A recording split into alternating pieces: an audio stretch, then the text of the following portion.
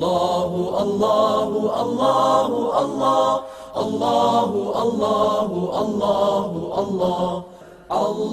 وجود قدم بقى مخالفته للحوادث قيامه بنفسه وحدانية قدرة إرادة علم حي سمع بصر.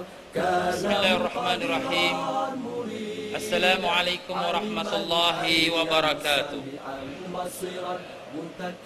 إن الحمد لله نحمده ونستعينه ونستغفره ونعوذ بالله من شرور أنفسنا ومن سيئات أعمالنا من يهده الله فلا مضل له ومن يضلل فلا هادي له. أشهد أن لا إله إلا الله وحده لا شريك له وأشهد أن سيدنا محمدا عبده ورسوله. اللهم فصل وسلم وبارك على سيدنا وحبيبنا وشفيعنا محمد وعلى آله وأصحابه ومن تبعه بإحسان إلى يوم الدين. أما بعد. Muslimin dan muslimat rahimakumullah. Alhamdulillah, setinggi-tinggi syukur kita ke hadrat Allah Subhanahu wa taala. Dengan limpah kurnia, taufik dan hidayatnya telah diperkenankan kita pada malam yang berbahagia ini untuk bersama-sama kita di dalam rumah Allah yang mulia, Masjid Darul Aman, dalam kita menikmati ibadat beserta dengan mempelajari ilmu pengetahuan di dalam agama Allah, di dalam aliran akidah Ahlus Sunnah wal Jamaah. Tuan-tuan dan puan-puan rahimakumullah, pada malam ini kita akan membincangkan satu tajuk yang di mana adalah merupakan tajuk yang amat penting dan tetapi juga adalah merupakan tajuk yang berat. Tajuk ini, tuan-tuan dan puan-puan sedia maklum daripada apa yang telah disebutkan, di manakah Allah di sisi Ahlus Sunnah wal Jamaah. Ya, dia merupakan suatu tajuk yang memerlukan kepada pemahaman yang dalam daripada huraian alim-alim ulama yang mu'tabar, daripada Al-Quran, daripada hadis-hadis Rasulullah sallallahu alaihi wasallam, daripada ijma' ulama, yang kesemuanya itu menjadi pegangan dasar sumber ilmu di dalam aliran pegangan umat Islam Ahlus Sunnah wal Jamaah. Maka apalah saya ini, hamba Allah yang kerdil, laginya lemah, laginya serba kekurangan, bahkan yang tidak sempurna dalam segala hal, apatah lagi dalam nak membicarakan perihal zat Allah yang maha mulia. Sudah setentunya adalah tidak mampu saya melaksanakan dengan sempurna, kerana yang sempurna itu hanyalah milik Allah Subhanahu wa taala, manakala kita sebagai hamba adalah sentiasa dalam kelemahan dan kekurangan. Wala haula wala quwwata illa billahil aliyyil azim. Maka saya mulakan dengan Rabbi shrah li sadri wa yassir li amri wahlul 'uqdatam min lisani yafqahu qawli. Subhanaka la ilma lana illa ma 'allamtana innaka antal alimul hakim. Wala haula wala quwwata illa billahil aliyyil azim. Muslimin dan muslimat rahimakumullah, di dalam kita menentukan sesuatu hukum atau pegangan atau kepercayaan kita di dalam kita agama Islam ini, tidak boleh semata-mata hanya ikut kepada akal fikiran atau kepada apa yang ada pada di hadapan kita. Ia tidak dapat lain melainkan bersumber daripada sumber Al-Quran dan sumber hadis dan juga ijma' ulama dan qiyas. Maka dengan itu, tuan-tuan dan puan-puan rahimakumullah, maka untuk kita memulakan tajuk ini, maka sebaiknya sekali kita mengetahui apakah yang telah difirmankan oleh Allah Subhanahu wa taala. Sebagaimana yang telah menjadi pegangan umat Islam, yaitu aliran Ahlus Sunnah wal Jamaah. Saya sebutkan di sini aliran Ahlus Sunnah wal Jamaah kerana umat Islam di akhir zaman sudah berpecah kepada bermacam-macam golongan. Sebagaimana dalam sepotong hadis baginda Nabi sallallahu alaihi wasallam telah bersabda, "Iftaraqa banu Israila ila 72 millah wa sataftariqu ummati ila 73 millah kulluhum finnar illa millatun wahidah." Yang artinya telah berpecahlah Bani Israel kepada 72 golongan dan akan berpecah pula umat aku kepada 73 golongan. Dan semuanya mereka itu masuk neraka melainkan satu golongan saja. Apabila ditanya kepada Nabi sallallahu alaihi wasallam, golongan apakah yang terselamat itu? Maka Nabi sallallahu alaihi wasallam menjawab, "Ma ana alaihi wa ashabi," yaitu golongan yang ikut aku dan sahabat aku. Dalam hadis Imam Tirmizi. Tetapi dalam hadis Imam Dailami, Nabi menerangkan yaitu golongan yang selamat itu ialah golongan Ahlus Sunnah wal Jamaah. Kerana Ahlus Sunnah mengikut sunnah baginda Nabi sallallahu alaihi wasallam, dan Jamaah yaitu mengikut jamaah para sahabat-sahabat Nabi sallallahu alaihi wasallam. Jadi golongan inilah golongan yang akan terselamat daripada azab api neraka. Kenapakah mereka terselamat? Karena mereka berpegang pada ajaran dan kepada akidah yang benar. Maka dengan itulah tuan-tuan dan puan-puan rahimakumullah, saya berwasiat pada diri saya dan kepada anda sekalian, berpegang teguhlah kita kepada aliran, kepada golongan, kepada ajaran Ahlus Sunnah wal Jamaah, kerana inilah golongan yang terselamat dunia dan terselamat di hari akhirat. Dan golongan ini, aliran ini bukanlah satu perkara yang baru dicipta, baru berlaku 100 tahun atau 200 tahun, tidak. Tapi dia bermula daripada lahirnya Islam di atas muka bumi ini, di bawah pimpinan baginda Nabi kita sallallahu alaihi wasallam, dan diwarisi oleh para sahabat-sahabat, dan sehinggalah para tabi'in, dan sehinggalah para alim-alim ulama kita, sehinggalah tersusunnya panduan-panduan di dalam buku-buku pelajaran, pelajaran akidah, pelajaran fikih, dan pelajaran tasawuf. Begitulah dia pegangan kita Ahlus Sunnah wal Jamaah. Jadi tuan-tuan dan puan-puan rahimakumullah, di dalam pelajaran akidah Ahlus Sunnah wal Jamaah, i'tiqad Ahlus Sunnah wal Jamaah, maka alim-alim ulama telah bersepakat mengatakan, wa idza utliqa Ahlus Sunnah wal Jamaah famuradu biha al-asy'ariyah aw maturidiyah. Yang arti maksudnya, apabila disebutkan Ahlus Sunnah wal Jamaah, maka yang dimaksudkan dengan itu ialah golongan daripada aliran Asy'ariyah dan juga Maturidiyah. Apa itu Asy'ariyah? Asy'ariyah itu yang mengikut mazhab Imam Abu Hasan Asy'ari. Jadi Imam Abu Hasan Asy'ari dilahirkan tahun 261. Dan demikian juga yaitu mazhab Maturidiyah, yaitu Abu Mansur Al-Maturidi. Inilah dua mazhab Ahlus Sunnah di dalam bahagian fiqh, dalam bahagian akidah. Macam kita dalam fikih ada 4 mazhab, Maliki, Syafi'i, Hambali dan Hanafi.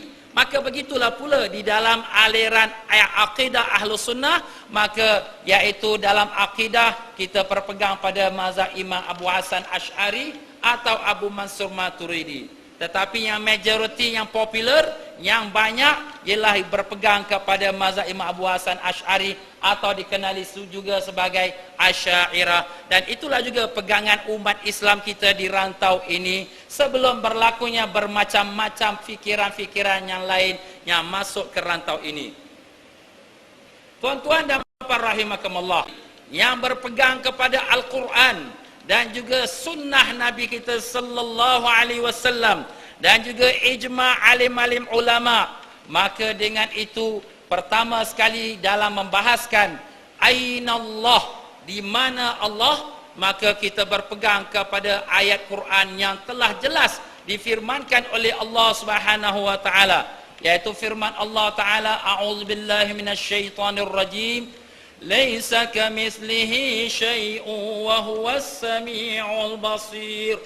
Yang artinya Allah tidak seumpama sesuatu dan dia maha mendengar lagi maha melihat. Ayat yang ke-11 daripada surah Asy-Syura.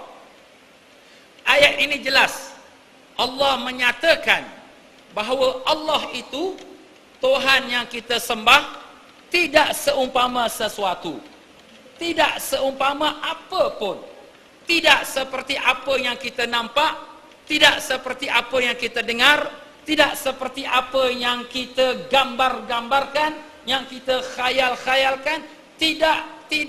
Tidak sama sekali. Allah tidak seumpama sesuatu. Jadi kalaulah sekiranya kita mengatakan Allah tidak seumpama sesuatu, maka Allah tidak serupa manusia, Allah tidak serupa batu dan pokok, Allah tidak serupa cahaya dan lampu, Allah tidak serupa apa pun jua yang boleh kita sebutkan di dalam alam dunia ini, yang kita tahu dan yang kita tidak tahu. Allah tidak serupanya. Dan ini dikuatkan lagi di dalam surah Al-Ikhlas yang kita selalu membacanya, yaitu firman Allah Subhanahu wa taala, a'udzubillahi minasyaitonir rajim, wa lam yakul lahu kufuwan ahad, yang artinya tiada bagi Allah serupa sesuatu. Maka jelas daripada ayat ini juga Allah menekankan dan menerangkan Allah itu tak ada sesuatu pun yang menyerupainya. Allah tak serupa sesuatu dan tak ada sesuatu yang menyerupai Allah. Jadi kalaulah sekira kita ni manusia, kita ada tubuh badan, Allah tak ada tubuh badan. Kalau kita manusia ada mata, ada telinga, Allah tidak bermata, tidak bertelinga. Kalau kita manusia ada panjang, ada pendek, Allah tidak panjang, tidak pendek. Kalau kita manusia ada yang duduk di atas, ada duduk di bawah, Allah tidak di atas, Allah tidak di bawah. Kalau kita manusia ada yang hitam, ada yang putih, Allah tidak hitam, Allah tidak putih. Kalau kita manusia ada lelaki dan ada perempuan, Allah tidak lelaki dan Allah tidak juga perempuan. Kalau kita manusia ada yang jauh dan ada yang dekat, Allah tidak jauh dan Allah tidak dekat. Jadi Allah tidak serupa sesuatu. Jadi segala sifatnya ada kepada makhluk, maka Allah tersuci daripadanya, kerana Allah telah tekankan dan jelaskan, walam yakul lahu kufuwan ahad. Allah itu tidak ada sesuatu pun yang serupa baginya. Ya tuan-tuan dan puan-puan, ini dijelaskan lagi oleh sunnah Nabi kita Rasulullah sallallahu alaihi wasallam, di mana hadis Imam Muslim meriwayatkan salah satu daripada doa Nabi sallallahu alaihi wasallam, baginda berdoa, Allahumma antal awwal falaysa qablaka syai' wa antal akhiru wa laysa ba'daka syai' wa antal zahiru falaysa fawqaka syai' wa antal batinu falaysa dunaka syai'. Begitulah doa Nabi sallallahu alaihi wasallam. Apa artinya? Allahumma antal awwalu, ya Allah engkaulah yang awal, falaysa qablaka syai', dan tiada sesuatu yang sebelummu. Jadi arti katanya lain, Allah itu bersifat qidam. Tuan-tuan dan puan-puan, di dalam aliran Ahlus Sunnah wal Jamaah, kita wajib mengenal sifat-sifat Allah yang wajib. Dan sifat-sifat Allah yang wajib itu, yang paling sedikit untuk kita kenali sebagai kita mengetahui siapa Allah yang kita sembah, ialah 20 sifat. Dan itulah yang kita selalu dengarkan, wujud, qidam, baqa. Jadi sifat yang kedua selepas pada wujud ialah qidam. Qidam artinya Allah itu sedia ada, tidak ada permulaan baginya. Kalau kita umat manusia, kita punya tarikh lahir bila? Oh, saya tahun 50. Oh, itulah baru mulanya kita dilahirkan. Datuk nenek kita bila? Oh, sudah 1000, dah 10,000, dah 1 juta, dah 2 juta tahun. Itulah permulaan kita. Tetapi Allah Subhanahu Wa Taala tidak ada permulaan baginya. Bagaimana kita kata demikian? Sebab baginda Nabi sallallahu alaihi wasallam dah sebutkan, falaisa qablaka syai', ya Allah, engkau lah yang awal, tiada sebelummu sesuatu. Jadi sebelum Allah, maknanya tak ada sesuatu pun sebelum Allah. Jadi Allah lah yang pertama dan dialah juga yang tidak ada permulaannya. Di sini mungkin datang syaitan membisik dalam telinga dan fikiran kita. Siapa jadikan kau? Allah. Siapa pula jadikan Allah? Maka inilah yang telah disebutkan oleh Nabi kita sallallahu alaihi wasallam. Kalau datang dalam fikiran kita soalannya sedemikian, jawabkan sahaja, amantu billah, aku beriman pada Allah. Dah sampai situ, tidak ada perpanjangannya. Kerana kalau kita kata ada pula yang jadikan Allah, siapa jadikan dia? Kalau ada pula yang jadikan dia, siapa jadikan dia lagi? Maka itulah namanya tasasul, berantai-rantai dan tak ada penghujungnya, dan itu adalah mustahil atas diri Allah Subhanahu Wa Taala. Demikianlah doa rangkap yang kedua yang baginda berdoa, ya Allah, wa antal akhiru falaisa ba'daka syai', yang artinya dan engkaulah yang akhir, tiada selepasmu sesuatu. Artinya tidak ada selepas Allah sesuatu. Artinya Allah itu kekal selama-lamanya. Itulah sifat Allah yang ketiga, wujud, qidam, baqa. Makna kekal Allah Subhanahu Wa Taala. Adapun kita ini fana, kita ini akan binasa dan kita akan hancur dan kita akan hilang dari dunia ini. Tetapi Allah kekal buat selama-lamanya. Demikianlah baginda berdoa menyambung dalam doanya, wa antaz zahiru falaisa fawqaka syai'. Artinya, dan engkaulah yang zahir, tiada di atasmu sesuatu. Jadi tiada di atas Allah sesuatu. Kalau sekiranya kita kata Allah Subhanahu Wa Taala berada bersama kita dalam masjid, maknanya di atas Allah bumbung masjid, dan ini tak mungkin. Kerana Nabi sallallahu alaihi wasallam sendiri telah menerangkan bahawa Allah itu Tuhan yang kamu sembah, tidak ada atasnya sesuatu. Jadi Allah Taala bukan duduk di dalam alam ini. Kalau Allah duduk di atas alam ini, maka di atas Allah itu langit. Maka ini pun mustahil kerana Allah tidak ada sesuatu di atasnya. Dan Allah tidak berada dalam rumah Baitullah yang kita menghadap kiblat padanya. Kerana kalau Allah duduk dalam Kaabah Baitullah, artinya Allah duduk di dalam bumbung Kaabah itu. Dan ini mustahil kerana Nabi sallallahu alaihi wasallam sendiri menerangkan, falaisa fawqaka syai', dan tiada di atasmu sesuatu. Jadi tuan-tuan dan puan-puan ya, apabila telah dibentangkan ayat Quran, siapakah yang menterjemahkan Al-Quran? Rasulullah sallallahu alaihi wasallam.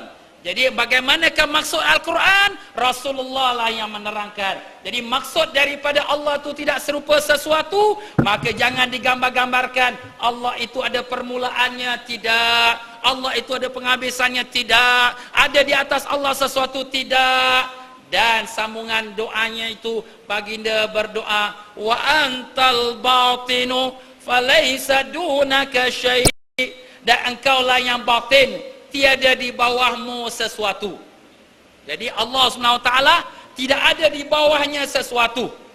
Jadi kalau tadi dikatakan Allah tidak ada di atasnya sesuatu, maka di bawah Allah pun tak ada sesuatu. Kalau kita hari ini, kita duduk, di bawah kita lantai, bawah lantai itu bumi. Kalau sekiranya kita kata kita di langit, di tengah-tengah awan, di bawah kita bumi.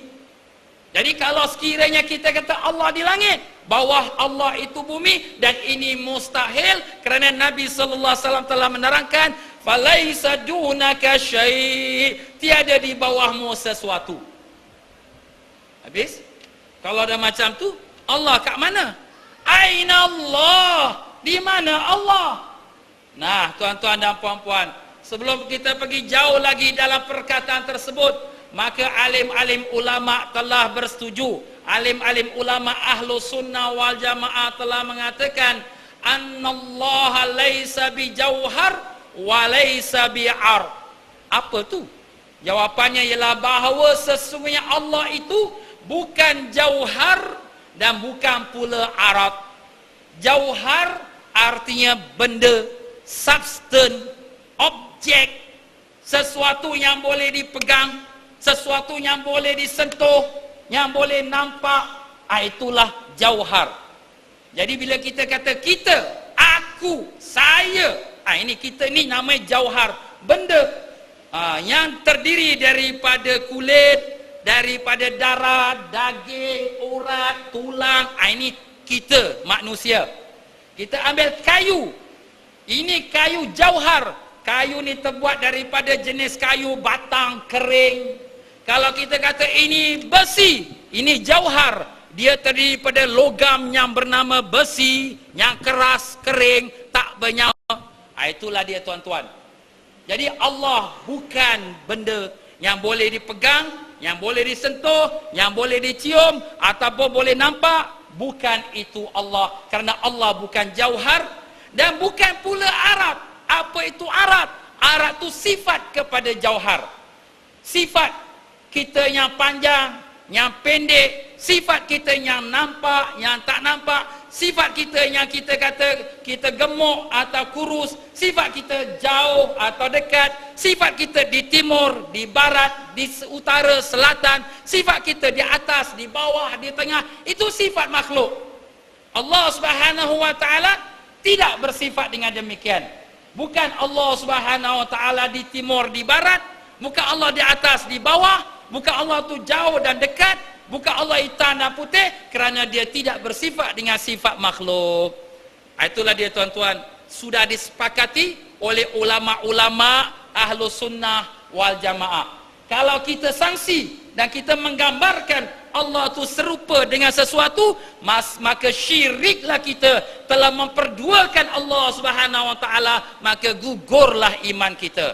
Kalau tergambar kita Allah taala tu putih cahaya, kalau tergambar kita Allah taala itu dekat dengan kita, ataupun jauh pada kita, ataupun kita kata Allah tu panjang, besar, tinggi macam gunung Everest, maka semuanya khayalan kita itu telah menyerupakan Allah dengan makhluk, maka itu adalah memperduakan Allah dan hukumnya adalah haram. Ya tuan-tuan, di sini bukan hanya kata-kata sahaja, bahkan ulama-ulama yang masyhur daripada imam-imam yang besar-besar telah menerangkan perkara ini. Sebagaimana saya dah sebutkan tadi, pegangan ahlu sunnah wal jamaah kita ialah daripada Al-Quran, daripada hadis, dan juga daripada ijma' ulama. Maka di dalam perkataan alim-alim ulama yang mu'tabar, seperti berkata Imam At-Tahawi di dalam Aqidah At-Tahawiyah, yang di mana beliau telah mengatakan la tahwihil jihatu sit kasairil mubtadi'at. Allah Ta'ala itu tidak diselubungi oleh arah yang enam seperti kepercayaan sekalian ahli bid'ah. Allah tidak diselubungi, tidak dikongkongi, tidak berarah, tidak bertempat. Yang enam, yang enam tu apa? Yang enam tu atas, bawah, depan, belakang, kanan, kiri. Itulah namanya jihatus sit, iaitu jihad tu arah yang enam.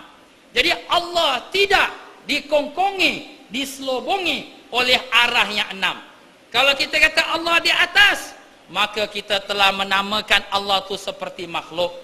Kalau kita kata Allah bawah, atau Allah di timur, atau di barat, di kanan, di kiri, atau depan, di belakang, maka kita telah menjadi golongan ahlul bid'ah. Siapa dia ahlul bid'ah? Orang yang menyamakan Allah seperti makhluk. Dia kata Allah ke atas langit, tapi dengan cara kebesaran dia. dia kata Allah Ta'ala itu di dalam bersama kita, maka dengan cara kebesaran dia, Allah Ta'ala itu di atas arash dengan cara kebesaran dia. Ini sebenarnya sudah jatuh dalam akidah pegangan ahlul bid'ah, orang yang menambah-nambah di dalam agama Allah, yang di mana perkara ini telah ditolak oleh Al-Quran, oleh hadis dan oleh ijma' ulama, bahawa Allah itu tidak diselubungi oleh arah. Jadi Allah itu tidak di dalam selubungan langit, tidak Allah di bawah arash atau atasnya, tidak Allah di timur, tidak di barat. Jadi begitulah sebagaimana kata Al-Imam Tahawi. Maka ini dikuatkan lagi sebagaimana hadis di dalam Imam Bukhari. Di dalam hadis Imam Bukhari, di mana Rasulullah sallallahu alaihi wasallam telah bersabda, "Kana Allah wa lam yakun syai'un ghairuh." Artinya adalah Allah dan tiada sesuatu selainnya. Allah sudah ada sebelum ada sesuatu. Bila kita kata, ustaz tak fahamlah. Macam mana ustaz cakap Allah tak atas, tak bawah, tak kiri, tak kanan, habis macam mana? Soalan kita, siapa yang jadikan langit? Allah. Siapa yang jadikan bumi? Allah. Siapa yang jadikan alam cakrawala universe ini? Allah. Siapa yang jadikan timur? Allah. Siapa yang jadikan barat? Allah. Kalau Allah yang jadikan segala-galanya, Allah sudah ada sebelum ada segala-galanya. Kan Allah walam yakun syai'un ghairu. Allah telah ada dan tiada sesuatu melainkan hanya Allah. Langit tak ada, bulan tak ada, timur tak ada, barat tak ada, universe tak ada satu abuk pun tak ada. Allah sudah sedia ada. Kan Allah, sudah sedia adanya Allah. Walam yakun syai'un ghairuh, dan tak ada sesuatu yang bersama Allah pada ketika Allah ada dengan sendirinya. Jadi apa yang kita pening sangat? Kalaulah kita pening, sebenarnya itu menunjukkan kita menggambarkan Allah itu seperti kita. Sebab kita ni dia mesti ada tempat. Tak ada tempat, macam mana kau kata kau ada tapi kau tak ada tempat? Bohong aja. Kau kat mana? Semalam kau mana? Saya ada tapi saya tak ada tempat. Bohong, mesti kau ada. Itu kita. Tapi kalau Allah, Allah yang jadikan tempat, dan dia tak berhajat pada tempat. Kalaulah sekiranya Allah bertempat dan berhajat pada tempat, menunjukkan Allah itu lemah. Dan bila Allah itu lemah, tak layak jadi Tuhan. Maha suci Allah dari sifat kelemahan. Kita, kalau tak ada tempat kita duduk, melambung kita melayang. Pasal tak ada tempat. Jadi kita kena ada tempat kita berdiri. Maha suci Allah, dia tak perlu pada tempat. Sebab itulah dalam sifat yang kelima, wujud, qidam, baqa, mukhalafatuhu lil hawadis, menyalai berdiri Allah dengan sendirinya. Sebab tu wajib belajar sifat 20. Siapa tak belajar sifat 20, dia boleh jatuh kepada syirik, kerana dia duk gambar ingat Tuhan pun macam dia juga ada tempat. Tuhan kat atas, Tuhan kat langit, Tuhan kat atas. Kita belum sampai penghujung pembahasan lagi tuan-tuan. Ini baru pertengahan dia. Demikian juga sabda Nabi sallallahu alaihi wasallam dalam hadis Imam Bukhari, yang di mana baginda sallallahu alaihi wasallam bersabda, "Kana Allah wa lam yakun syai'un qablah." Adalah Allah dan tiada sesuatu sebelumnya. Jadi mana Allah sudah wujud, segala sesuatu tak ada. Tak ada langit, tak ada bulan, tak ada bintang, tak ada manusia, tak ada neraka, tak ada syurga, tak ada siapa pun. Allah sahaja yang Maha Esa. Jadi kalau begitu, tak perlu pada tempat. Kerana tempat itu Allah yang jadikan. Kalau kita kata langit, Allah yang baru jadikan dia. Dia baru. Masih wallahi hadisun. Segala selain daripada Allah, semuanya baru. Neraka baru, syurga baru, langit baru, bumi baru, manusia baru. Segala-gala selain Allah, semuanya baru. Jadi Allah sudah ada sebelum ada segala-galanya. Demikianlah dikuatkan lagi dengan sepotong hadis pada Ibnu Hibban. Rasulullah sallallahu alaihi wasallam bersabda, "Kana Allah wa lam yakun syai'un ma'ah." adalah Allah dan tiada sesuatu besertanya. Allah sudah ada dan tak ada satu pun yang bersama Allah. Allah sudah ada dan tak ada syurga, tak ada langit, tak ada bumi yang bersama Allah ketika itu. Jadi jelaslah kepada kita tuan-tuan dan puan-puan, daripada ayat Quran, daripada hadis itu dan daripada perkataan ulama, maka di sini memanglah kadang-kala pembahasan ini ada orang terfikir-fikir pula, macam manalah, tak masuk akal lah. Ini Tuhan ni ada tempat ke tak ada tempat? Tadi kata Allah tak berhajat pada tempat, Allah Ta'ala tidak di atas, tidak di bawah. Habis bagaimana? Maka berkatalah Al-Imam Ghazali rahimahullah ta'ala, yang beliau ini terkenal sebagai Hujjatul Islam. Orang yang digelar Hujjatul Islam ni tuan-tuan, dia syaratnya hafiz Quran dan dia hafal hadis di kepalanya tak kurang daripada 500,000 hadis, tak kurang daripada sipulan sampai Nabi sallallahu alaihi wasallam. Ilmunya memang amat tinggi sekali Imam Ghazali. Tetapi beliau sendiri pun telah mengatakan, sesungguhnya Allah Ta'ala tersuci daripada tempat, tersuci daripada bumi, tersuci daripada arah. Tak ada tempat bagi Allah. Maha suci Allah daripada bertempat. Maha suci Allah daripada berada di bumi. Maha suci Allah daripada berada di arah. Arah timur ke, barat ke, depan ke, belakang ke, atas ke, bawah ke. Maha suci Allah. Makna Allah tidak bersifat dengan demikian. Dan tiadalah dia dalam alam, tiada pula di luarnya. Mungkin kita terfikir, kalau gitu Ustaz, kalau Allah tidak dalam alam, jadi asal-asal saya ingat Allah itu dalam langit. Kalau Ustaz dah kata macam ni, Allah tidak dalam, mungkin di luar alam. Maka alim ulama telah mengatakan Allah itu tidak dalam alam dan tidak pula luar alam. Sebab bila kita kata Allah itu luar alam, makna Allah ada tempat. Ada tempat. Walaupun namanya luar, tapi luar tu tempat juga. Kau duduk luar ada tempat lah tu. Aku duduk kat dalam, engkau duduk kat luar. Luar pun tempat. Jadi kalau kita kata Allah di luar alam, above the universe, luar daripada langit, luar daripada cakrawala, maknanya Allah bertempat. Tempat mana? Kat luar. Dan ini maha suci Allah. Yang jadikan tempat Allah. Allah dah ada dah sebelum ada tempat. Macam mana kita kata Allah di luar alam?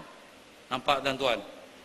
Dan maha suci Allah daripada tiada berpisah dan tiada berpisah darinya.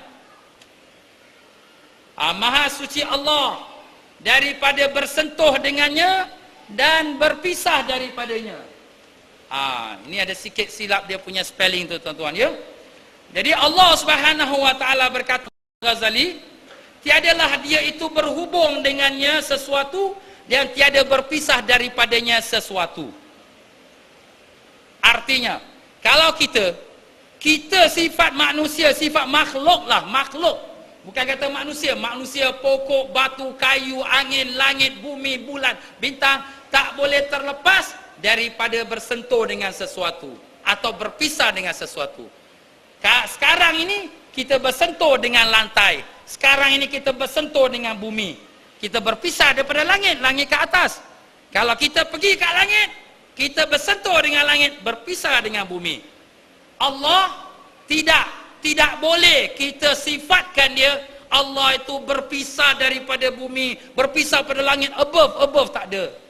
Tak boleh. Tak boleh pula kita sifatkan Allah itu bersentuh dengan langit. Langit menyelubungi kita dan Allah atas langit, Allah atas arash, bersentuh pula dengan arah. Tidak. Karena sifat bersentuh sifat makhluk, sifat berpisah sifat makhluk. Maka maha suci Allah daripada bersentuh dengan sesuatu atau berpisah dengan sesuatu. Tak fahamlah Ustaz. Memang kata Al-Imam Ghazali, telah merasa hairanlah akal orang awam, publik, orang awam. yang tak mendalami perkara ini rasa heran, tak masuk akal. Hingga mereka mengingkari akan perkara ini kerana tidak tercapai pendengaran dan pengetahuan mereka. Kenapa tak tercapai? Kerana mereka menggambarkan Allah seperti manusia. Mereka menggambarkan Allah berjisim. Mereka menggambarkan Allah bertubuh badan. Mereka menggambarkan Allah ada bertempat. Jadi mereka punya gambaran itulah yang biasa dipakai dalam akal. Sebab akal kita ini hanya berfikiran apa yang biasa kita nampak dan kita lihat, yang kita baca, yang kita dengar.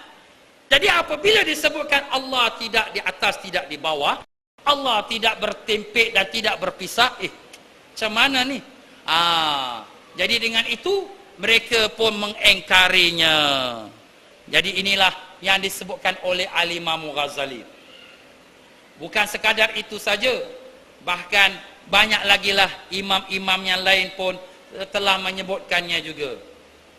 Seperti mana yang telah disebutkan oleh Al-Imam Nawawi rahimahullah ta'ala dalam syarah Imam Muslim, jilid yang ketiga muka surat yang ke-14, katanya, Wallahu munazzahun anil jismi wal had. Dan Allah itu tersuci dari jisim dan dari had. Had itu arah. Tersuci, makna Allah Ta'ala tidak sama, tidak serupa, tidak bersifat dengan sifat jisim. Jisim ni tubuh badan lah. Dan tidak bersifat dengan had. Tidak ada arah timur, barat, depan, belakang, atas, bawah, tidak. Itulah kata Al-Imam Nawawi, ulama fikih dalam mazhab Syafi'i. Beliau juga ulama hadis dan ulama bahasa Arab yang hebat.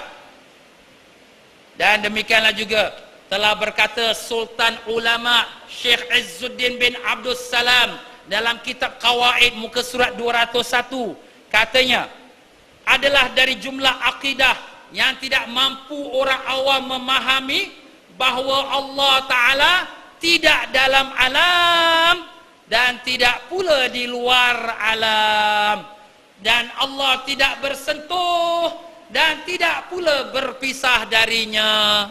Inilah satu perkara dalam akidahnya orang awam tak dapat nak fahamkan dia. Jadi di sini saya ulangi, kenapa dia tak dapat nak fahamkan dia? Kerana dia duk gambar, dia duk kiaskan, dia duk fikirkan yang Allah Ta'ala berbentuk tubuh badan, yang Allah Ta'ala ada macam kita, ada ke atas, ke bawah. Inilah syirik, tuan-tuan. Maaf banyak. Sebab kita menggambarkan sesuatu yang Allah serupa dengan sesuatu. Sedangkan di awal ayat yang telah kita bacakan, Allah telah tegaskan, laisa kamitslihi syai'. Allah tidak serupa sesuatu. Walam yakul lahu kufuwan ahad. Allah itu tak ada sesuatu yang serupanya. Jadi kita kena clearkan kita punya mind. Kena buang semua serabut-serabut, kuman-kuman, kotoran-kotoran dalam gambaran kita tentang Allah. Buang, cleankan, bersihkan, beruskan. Allah tidak serupa sesuatu. Allah tidak perlu pada tempat. Allah bukan di atas, bukan di bawah, bukan di timur, bukan di barat, bukan Allah dalam alam, bukan di luar alam, bukan Allah bersentuh dan bukan Allah berpisah. Allah tidak perlu pada segala-galanya itu kerana Allah bukan makhluk.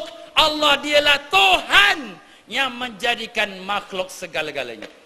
Ini tuan-tuan, kena brush, kena brainwash, bersihkan kita punya fikiran kita. Ini penting. Ini akidah Islam kita. Berapa banyak kesilapan yang berlaku daripada kalangan umat Islam Ahlu Sunnah sendiri. Tetapi mengatakan Allah ke atas langit, Allah dekat atas arash, Allah dia di dalam langit, di dalam Kaabah atau sebagainya. Allah Subhanahu wa taala berfirman, a'udzubillahi minasyaitonir rajim. Allahu khaliqu kulli syai'. Surah Az-Zumar ayat 63. Yang artinya Allah pencipta setiap sesuatu. Setiap sesuatu adalah Allah yang menciptanya. Jadi Allah kalau dia mencipta sesuatu, Allah sudah ada sebelum sesuatu itu, maka Allah tidak berhajat kepada sesuatu itu. Tak perlu kepadanya. Allah tak perlu atasnya, Allah tak perlu dalamnya, Allah tak perlu di tepinya atau di tengahnya. Kesimpulannya, Allahu mawjudun bila makan. Habis di mana Allah? Jawapannya Allahu mawjudun bila makan. Allah itu mawjud tanpa bertempat. Itulah jawapannya. Aina Allah? Di mana Allah? Jawapannya Allahu mawjudun bila makan. Allah itu mawjud tanpa bertempat. Ini kita kena tanamkan.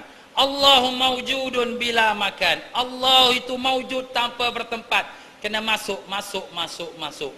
Kenapa tuan-tuan? Pasal selama ni kita duk fikir Allah ada kat tempat sana, kat sini, ke atas, kat bawah. Ada pula kata Allah di mana-mana. Jawapannya Allah mawjudun. Allah tu mawjud. Kalau kata Allah tak ada, kafir. Free thinker. Tak percaya pada Tuhan. Tak ada Tuhan. Kafir. Kita percaya adanya Allah. Tapi mana tempatnya? Allah itu mawjud. Allah itu ada bila makan tanpa bertempat. Kenapa tak ada bertempat? Kerana dia terkaya daripada perlu pada tempat. Dialah yang menjadikan tempat. Dia tak perlu pada tempat. Maka dia itulah yang hebat. Alangkah hebatnya Tuhan kita, Allah. Kalau sekira kita kata dia ada timur, Allah, orang barat susah nak pergi cari Tuhan kat timur. Kalau kita kata kat langit, Allah, susahnya orang kat bumi nak pergi cari Tuhan kat langit. Kalau kita kata Tuhan kat atas arash, jauh lagi Allah kat atas arash. Tapi bila kita kata Allah itu ada, tak ada tempat, maka di sinilah bukan kita gambarkan Allah Ta'ala itu pelik, tapi kita gambarkanlah itulah menunjukkan kehebatan Allah. Sesuatu yang terlalu hebat sehingga tak dapat nak kita gambarkan. Bila kita terlalu sangat suka kepada sesuatu perkara, apa kita kata? Kelu lidahku untuk membicarakan halmu. Bila kita tersangat terima kasih kepada seseorang yang kita terima kasih, lidah kita tak dapat menuturkan perkataan menunjukkan apa dalam hati kita. Begitulah kehebatan Allah, kekuasaan Allah, keperkasaan Allah, bahawa Allah itu ada dan tidak bertempat, kerana Allah tak perlu pada tempat, kerana dialah yang menjadikan tempat. Ini dia tuan-tuan dan puan-puan. Inilah kebesaran, keagungan Allah Subhanahu wa taala. Demikianlah di dalam perkataan ini juga sama seperti apa yang disebut sebagian kitab-kitab akidah, kana Allah wa huwa ala ma kan. Artinya adalah Allah itu dan ianya di atas sebelumnya. Maknanya Allah sudah ada dengan tidak ada tempat. Sebelum Allah jadikan tempat, Allah dah ada. Dan Allah bersedia dan sentiasa seperti apa yang dia telah ada sebelum ada tempat. Jadi apa yang kita nak pening sangat, nak bingung sangat, nak rasa question mark, macam mana nak kata Tuhan ada tak ada tempat ni? Jawapannya senang. Jangan digambarkan Allah tu seperti makhluk. Jangan digambarkan Allah itu seperti manusia. Kalau manusia mungkin kita tak terfikir. Ustaz kata dia ni bukan lelaki, bukan perempuan, bukan kedi, bukan pondan. Habis apa itu manusia. Ustaz kata dia ni bukan tinggi, bukan pendek. Apa dia? Ustaz kata tadi dia ni bukan dia pandai, bukan bodoh. Macam mana? Itu sifat manusia. Itu sifat makhluk. Tak boleh kita mensamakan sifat Allah dengan makhluk. Itu makna kita menyerupakan Allah. Itu makna syirik. Syirik itu menyerupakan Allah, mengkongsikan Allah dengan sesuatu. Jadi kita akidah Ahlus Sunnah, akidah yang suci, bersih.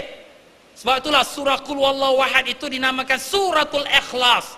Ikhlas tu dari segi bahasa Arab artinya membersihkan, suci, bersih. Tak ada lagi kotoran-kotoran, gambaran-gambaran, khayalan-khayalan terhadap Allah. seorang daripada cucu cicit Nabi sallallahu alaihi wasallam, ulama besarnya bernama Syekh Zainul Abidin. Beliau bermimpi dengan Rasulullah sallallahu alaihi wasallam nindanya dan bertanya, "Ya Rasulullah, aku masih bingung dalam memahamikan tauhid Allah Taala. Macam mana aku nak faham akan tauhid Allah Taala ini?" Maka baginda Nabi sallallahu alaihi wasallam jawab kepadanya, "Senang saja. Apa segala yang kau tergambar, yang kau terfikir, yang kau terkhayal itu Allah, Allah menyalahi akan yang demikian itu." Senang. Tergambar fikir Allah ke atas, Allah menyalahi demikian itu. Tergambar fikir Allah ke timur, Allah menyalahi demikian itu. Tergambar fikir Allah ke atas langit, Allah ke atas arasy, Allah menyalahi akan yang demikian itu. Senang aja. Dan kita tidak dituntut di hari akhirat ditanya oleh Allah, engkau kenapa engkau tak katakan aku kat situ kat sini? Kita tak dituntut. Tapi kita dituntut untuk supaya kita mengesakan Allah dengan menafikan segala sesuatu yang menyerupakan Allah dengan makhluk. Menafikan, menolak, membuang sekalian gambaran fikiran lintasan yang menggambarkan Allah itu serupa dengan sesuatu. Walaupun kita mengatakan Allah duduk di langit dengan cara dia tersendiri, walaupun kita kata gitu dengan cara tersendiri, tapi bila kita kata Allah duduk di langit, Allah bertempat. Bila kata bertempat, maka Allah Ta'ala berjisim. Kerana sesuatu yang mengisi tempat, makna dia berjisim. Bila kita letak sesuatu atas tempat ini, makna dia ada benda. Benda inilah namanya jauhar, dan Allah bukan jauhar. Dan ini tidak pelik kalau kita membersihkan fikiran kita, Allah bukan seperti kita. Jadi dengan itu tuan-tuan dan puan-puan, adalah salah mengatakan seperti ramai orang-orang berkata bahawa Allah berada mana-mana. Kita biasalah dengar, ya, Allah kat mana? Allah ada kat mana-mana. Bila kita kata Allah ada di mana-mana, mana Allah ada di bumi, Allah ada di langit, Allah ada di timur, Allah ada di barat, Allah di atas, Allah di bawah, Allah dalam rumah, Allah luar rumah, Allah dalam jamban. Semua ada. Dan ini salah, tuan-tuan, maaf banyak-banyak.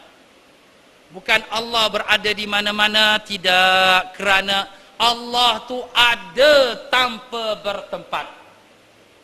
Demikian jugalah salah kebanyakan daripada orang yang mengatakan Allah itu di langit. Habis ustaz, kalau sekira Allah tak di langit, habis buat apa kita tanda tangan minta pada Allah?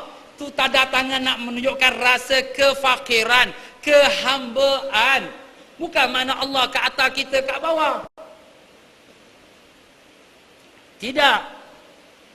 Dan demikianlah juga salah mereka yang mengatakan Allah di arasy, Allah duduk atas arasy.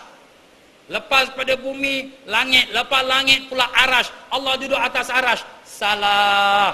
Sebab kalau ada kata Allah duduk atas arasy, sebelum Allah jadikan arasy, duduk kat mana pula?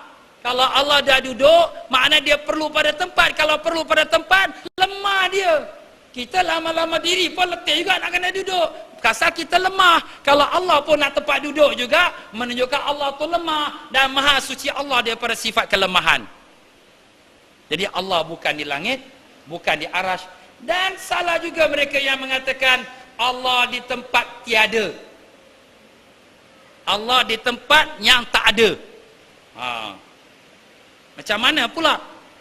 Jadi dia kata Allah above the sky, Allah luar daripada langit, luar daripada arasy, luar daripada segala-galanya. Di tempatnya kosong itulah Allah. Tempatnya tak ada, tempatnya empty. Itu pun maknanya tempat. Walaupun empty, kosong, tak ada, itu pun tempat. Bila kita katakan Allah bertempat, maka bermakna kita telah menyamakan Allah dengan sifat makhluk. Jadi, sekali lagi, bersihkan kita punya fikiran, merasa pelik, merasa tanda tanya, Kerana fikirannya merasa pelik, tanda tanya, sebenarnya selama ini ialah kerana kita telah memahamkan Allah itu seperti kita. Allah tu ada jasad, ada jisim, tapi taklah macam kita, cuma lebih hebat, jadi dia ada tempat. Itulah sebabnya kita rasa pelik. Kenapa tak ada tempat? Yang perlu tempat yang berjisim. Allah bukan berjisim. Habis Allah itu apa? Hakikat Allah itu apalah? Suatu nikmat yang akan didapatkan oleh ahli syurga. Sebab tu nikmat syurga ni tuan-tuan, dalam semua nikmat syurga, makan, minum, rumah, bidadari, semua, yang paling nombor one, top sekali ialah melihat Allah Subhanahu wa ta'ala. Kerana dia suatu perkara yang tak tergambar di fikiran. Kalau perkara yang dah biasa kita nampak, sama je, dia cantik, biasa je. Tapi kalau suatu perkara yang tak pernah terbayang, tak pernah terfikir, tak pernah terlintas, tiba-tiba muncullah kita berhadapan dengan Allah. Itulah dia satu nikmat yang amat sangat dalam syurga, iaitu melihat akan zat Allah Subhanahu wa ta'ala. Jadi tuan-tuan dan puan-puan, ada orang menggambarkan gambaran yang salah, seperti yang telah saya gambarkan tadi, seolah-olah dia menggambarkan Allah SWT tu duduk ke atas daripada kursi, daripada arash. Kemudian arash dan kursi itu duduk di atas daripada 7 langit. Dan 7 langit itu duduk di atas daripada universe, cakrawala. Ini satu fahaman yang salah. Gambaran yang saya tunjukkan sekarang ini adalah gambaran yang salah. Sebab 7 langit yang kita katakan 7 petala langit, 7 lapisan langit, kat mana? Atas ke bawah? Kita kata atas. Kita duduk kat Singapura, tengah-tengah bumi, kita kata atas. Yang selatan bumi, dia kata kat atas tu kat bawah dia. Kat mana yang 7 petala langit? 7 petala langit adalah daripada alam gaib. Bila kata alam gaib, perkara yang kita tidak tahu dan wajib beriman. Alladzina yu'minuna bil ghaib. Siapa dia orang beriman? Orang-orang yang percaya kepada perkara yang gaib. Jadi bukan 7 petala langit tu, ni atas kepala kita, ada nombor 1, nombor 2, nombor 3, tak ada. Bukan begitu. Dia adalah dalam alam gaib. Begitu juga kursi dan arash. Bukan kursi arash tu duduk di atas pada 7 langit, tidak. Dan demikianlah, bukan Allah pula duduk atas kursi arash conquer semua, seperti gambaran sebagian orang yang saya contohkan sini. Jadi gambaran ini adalah gambaran yang salah. Saya nak tunjukkan kesalahan ni, bukan nak maknanya macam ini betul, tidak. Ini adalah kesalahan. Jadi begitulah dia. Allah tidak bertempat. Allah maujudun bila makan. Allah itu ada tanpa bertempat. Tetapi tuan-tuan dan puan-puan, kadang-kala ada juga hadis, ada juga ayat Quran yang seolah-olah menggambarkan Allah itu bertempat. Bertempat di atas arash, bertempat di langit, bertempat di bumi, dan sebagainya. Dalam masalah ini tuan-tuan dan puan-puan, alim-alim ulama Ahlus Sunnah wal Jamaah ada berbeza pendapat dalam memahaminya.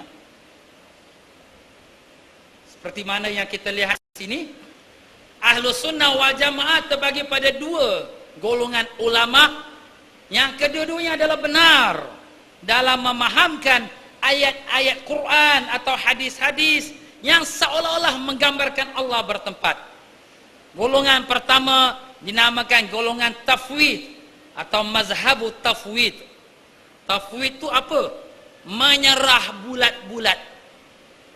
Tak mau tafsir, tak mau nak hurai-hurai. Dan golongan kedua, golongan takwil.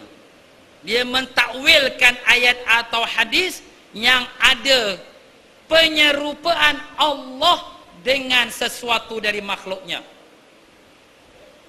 Jadi dalam membicarakan perkara ini, Al-Imam Nawawi rahimahullah ta'ala dalam syarah Muslim, mensyarahkan hadis-hadis Imam Muslim pada juz yang ketiga di muka surat 19, beliau mengatakan, lebih kurang katanya, ketahuilah bahawa bagi ulama dalam perkara hadis-hadis sifat dan ayat-ayat sifat, iaitu yang seolah-olah mensifatkan Allah di atas, di bawah, di depan, di belakang, ada dua pendapat. Pendapat ulama Ahlus Sunnah wal Jamaah. Pendapat yang pertama, mazhab kebanyakan salaf.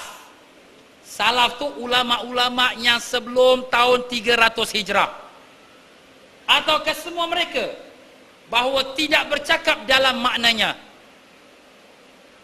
Ini dalam Quran Allah mengatakan Ar-Rahmanu 'alal 'arsy istawa. Allah itu beristawa di atas arasy. Apa maknanya? Tak mau cakap. Tetapi dalam dia tak cakap pun adalah Allah itu tersuci daripada berjisim, dan tidaklah Allah itu berpindah-pindah seperti makhluk, dan tidaklah Allah itu dikongkongi oleh arah timur, barat, atas, bawah, tidak. Maha suci Allah. Habis ni ayat Quran ni macam mana ni? Wallahu a'lam. Tapi maha suci Allah daripada sekalian sifat-sifat yang menyerupai makhluk. Habis kat situ. Ini ulama-ulama zaman-zaman 300 tahun yang awal. Tetapi ulama-ulama yang terkemudian, mereka membanyakkan ataupun kebanyakan mereka itu mentakwilkan. Ya, ini mazhab kebanyakan ahlul kalam. Ahlul kalam tu ulama akidah, ulama tauhid. Bahawa ianya ditakwil di atas yang sesuai dengan kedudukan ayat. Jadi kalau ayat itu menunjukkan atas kekuasaan Allah, maka diberikan makna Allah itu berkuasa di atas arasy-Nya. Bukan makna Allah duduk atas arasy, tapi berkuasa. Umpamanya, itu satu contoh lah. Dan hanya yang boleh mentakwil ialah mereka yang arif, yang alim dengan bahasa Arab dan sekalian kaedah-kaedahnya. Bukan sembarang orang, tidak. Bukan macam tuan-tuan atau saya, tidak. Saya ni pun tak layak. Dia kena cukup syarat-syarat ijtihad. Hafal Quran 30 juz, hafal hadis tak kurang 500,000 hadis, dan mengenal sekalian yang hadis yang lemah, yang sahih dan sebagainya. Bukan pakai komputer, bukan buka buku, tak ada, tak pakai, tak main lah buka-buka buku, semua dalam otak. Itu ulama-ulama mujtahid. Kata Al-Imam Suyuti rahimahullah ta'ala, tidak kurang daripada 30 syarat untuk dia nak mentakwilkan, untuk dia nak menafsirkan Quran dan hadis dalam bab-bab seperti ini. Tak mudah, tuan-tuan. Tersilap kita dalam fikir, kita berdosa. Tersilap kita ambil wudu, tak sah sembahyang, berdosa. Tersilap kita dalam tauhid, kafir, terkeluar Islam. Jangan main-main. Sebab tu dalam perkara tauhid ini, kita jangan nak pandai-pandai. Sebab tu syukur, alhamdulillah, ulama-ulama kita yang dulu hebat-hebat, yang ilmu yang sangat tinggi dan dalam, tetapi semuanya sepakat dengan aliran Ahlus Sunnah wal Jamaah yang sedang kita huraikan ini. Jadi tuan-tuan dan puan-puan, saya wasiatkan diri saya dan tuan-tuan dan puan-puan, jangan mudah-mudah hanya ambil Quran, tafsir, hanya ambil hadis. Ini tafsir, ni hadis cakap macam ni. Ini Quran kata Tuhan kat langit. Ini hadis kata Tuhan kat langit. Jangan. Kalau tersalah hukum fikir, berdosa.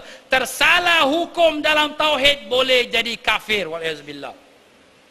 Jadi lebih baiklah, lebih amanlah kita ikut ulama yang hebat-hebat yang telah bentangkan kepada kita, seperti yang sedang kita huraikan. Ya, jadi tuan-tuan dan puan-puan, maka itulah dia di dalam pembahasan kita hari ini. Di manakah Allah Subhanahu wa taala? Maka Allah Subhanahu wa taala maujudun bila makan. Allah itu maujud dengan tanpa bertempat.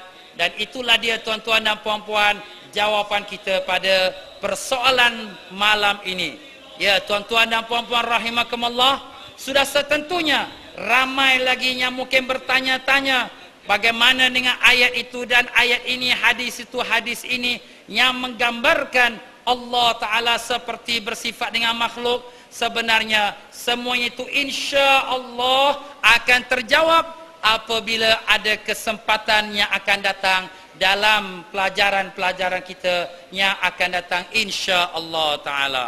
Jadi dengan itu tuan-tuan dan puan-puan, saya sekali lagi minta ribuan maaf.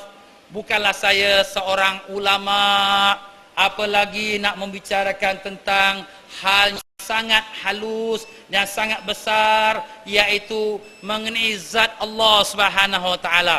Tetapi terasa tanggungjawab untuk nak menyelamatkan umat Islam daripada kesilapfahaman dan kekeliruan yang mengatakan itu dan ini, maka malam inilah menjadi malam penjelasan daripada apa yang telah dibentangkan dalam aliran Ahlus Sunnah wal Jamaah, dalam akidah kita yang berpegang pada mazhab Imam Abu Hasan Asy'ari, yang telah disepakati oleh semua ulama-ulama Ahlus Sunnah bahawa Allah itu maujudun bila makan, Allah itu ada tanpa bertempat. Dan dengan itu saya mohon ribuan maaf dalam kata-kata saya yang mungkin terkasar bahasa atau yang tersinggung perasaan ataupun yang terkeliru. Yang benar itu datang daripada Allah dan yang tersilap itu datang pada kelemahan diri saya sendiri. Dan tuan-tuan dan puan-puan yang ingin mendapatkan lagi beberapa penerangan daripada ceramah, syarahan saya dan buku-buku edaran saya, tuan-tuan boleh dapatkanlah video-video CD dan buku itu daripada kaunter. Dan dengan itu saya sekali lagi mengucapkan ribuan terima kasih kepada Lembaga Pentadbir Masjid Darul Aman yang telah memberi peluang pada malam ini untuk membicarakan satu topik yang sangat penting di dalam akidah kita umat Islam Ahlus Sunnah wal Jamaah. Dengan itu saya menyusun 10 jari memohon ribuan maaf. Aqulu qawli hadza wa astaghfirullahal azim li wa lakum wa billahi taufiq wal hidayah. Wassalamu alaikum warahmatullahi wabarakatuh. وجود قدم بقى مخالفته للحوادث قيامه بنفسه وحدانية قدرة إرادة علم حي سمع بصر كلام قادرا مريدا علما حيا سميعا بصيرا متكلما